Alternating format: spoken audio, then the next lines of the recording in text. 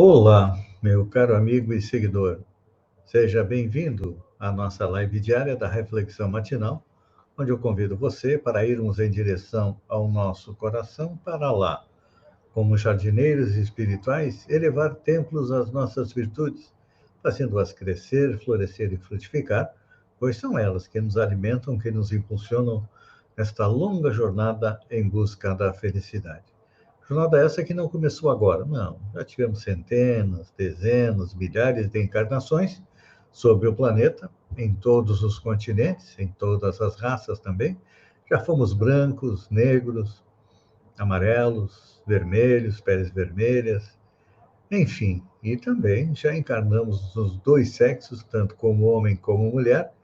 E agora, graças ao conhecimento da doutrina espírita, nós podemos dar um passo bem grande à frente, porque o Espiritismo é a ciência que estuda a origem, o destino dos espíritos, bem como as suas relações com o mundo corporal, que abrange todas as ciências e toda a moral. E também nos traz, revive o Evangelho de Jesus. E é baseado nele que vamos fazer a nossa reflexão hoje. O Evangelho de Mateus diz o seguinte: e abrindo a boca, os ensinava. Vou repetir a frase de Mateus. E abrindo a boca, os ensinava. O que significa isso? O homem que se distancia da multidão raramente assume posição digna à frente dela. Em geral, quem recebe autoridade cogita encastelar-se em zona superior. Quem alcança patrimônio financeiro elevado costuma esquecer os que lhe foram companheiros no princípio e traça linhas divisórias humilhantes para os que necessitados não o aborrecerem. E assim, não é? Quem aprimora a inteligência quase sempre abusa das paixões populares e facilmente exploráveis. Pois é. A grande massa, o povo, a população, na maioria das regiões do mundo, prossegue relegada a si próprio. A política inferior converte-a em joguete de manobras comuns. É assim que a gente percebe aqui na nossa região, no Brasil, nos Estados Unidos, na África, na Ásia. Não podemos esquecer também o comércio desleal, que nela procura o filão de lucros exorbitantes. Temos hoje, né, no nosso país, temos uma inflação de 3% ao mês e uma taxa de juros aí de 12%. E os bancos cobram 300%, 400% ao ano. Então, realmente, quem consegue tem lucros exorbitantes, os bancos principalmente. Temos os intelectuais vaidosos, também envolvem a multidão.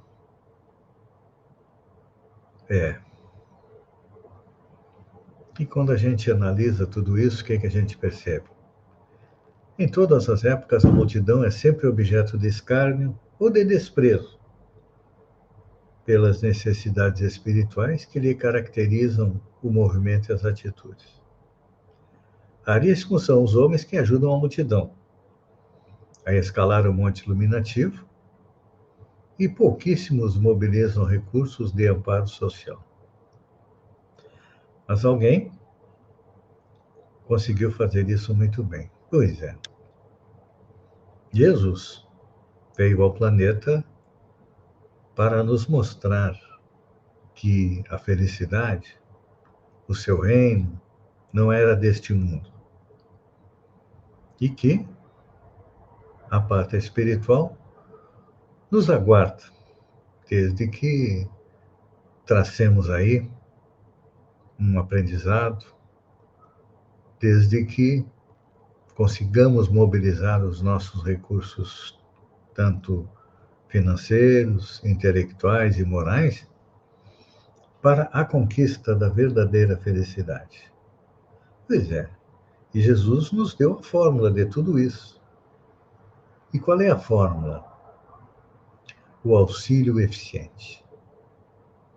Observando os filhos do povo que se aproximavam dele, começou a ensinar-lhes o caminho reto, nos dando a perceber que a obra educativa da multidão desafia os religiosos, os cientistas de todo o tempo.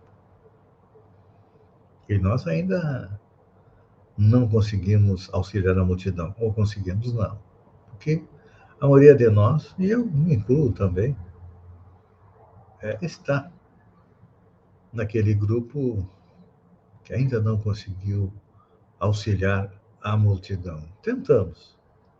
A gente aprimora a inteligência, procura conhecer um pouco mais, para que possamos auxiliar, distribuindo um pouco de consolo, um pouco de esclarecimento. Essa é a política de Jesus. Dizem que Jesus não fazia política? Quem acha que Jesus não fazia política está muito enganado, porque Jesus fazia a política de Deus. E qual é a política de Deus? Já pararam para pensar? O que Deus quer? Deus, como governante do universo, ele quer que o universo evolua. E para o universo evoluir, o elemento inteligente da criação, ou seja, o espírito, ele também tem que evoluir. E Deus cria os espíritos simples e ignorantes e permite a eles que cresçam, que evoluem, que cheguem à tão sonhada felicidade. Para nós, o grande exemplo é Jesus, que já chegou ao topo, já é um espírito puro, já foi um espírito perfeito, já foi um bom espírito, e nos dá o exemplo de auxílio. De que maneira? Vindo ao planeta. Pois é, ele não precisava reencarnar ou encarnar. Já tinha cumprido todas as reencarnações, que quando se chega à condição de espírito puro, não precisa mais reencarnar, mas não. Ele veio há 2000 anos atrás, quando a gente estava pensando em deixar de ser uma criança espiritual para se transformar numa adolescente espiritual, que nós somos hoje. Ele veio nos mostrar como agir. Num tempo em que imperava o ódio, a violência, a intolerância, ele fez o contrário. Nos mostrou o caminho do amor. Para que pudéssemos educar os nossos sentimentos. Então, queremos ser felizes? Precisamos imitar o exemplo de Jesus. É claro que não conseguiremos imitar todo o exemplo, mas se a cada dia nós imitarmos um pouquinho dos exemplos de Jesus, quando nós vermos, já teremos dado aí aquele passo um pouco maior nesta encarnação do que nas encarnações anteriores. E aí estamos realmente edificando o reino de Deus dentro de nós, que é, a partir do momento em que a gente diminui os nossos defeitos e aumenta as nossas qualidades e as nossas virtudes. Então, hoje, quinta-feira, é dia de praticar o bem.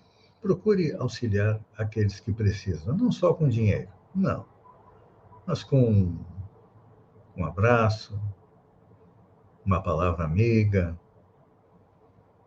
um conforto, enfim, existem mil e uma maneiras da gente auxiliar as pessoas. Pense numa e faça, e até amanhã, no amanhecer, com mais uma reflexão matinal. Um beijo no coração e até lá, então.